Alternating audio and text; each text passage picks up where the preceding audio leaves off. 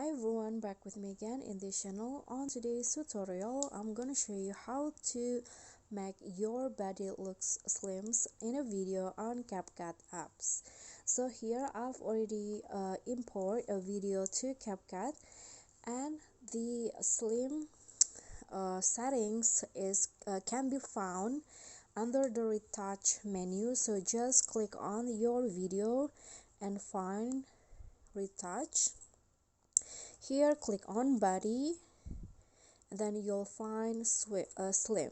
So you can adjust it manually or automatically. So if you do it automatically, just click on the slim option, then just swipe the setting to the right like this, and you can see that the waist here or the body part will look slimmer if you swipe it to the right.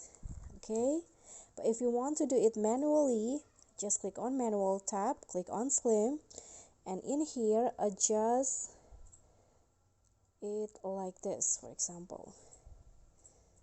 Okay, you can see now the waist will look slimmer like that. And if you're done, just click on a check icon. So that's how you can easily make your body look slim in a video. Thank you so much for watching. Don't forget to like, comment, subscribe, and click on the thanks below. Bye.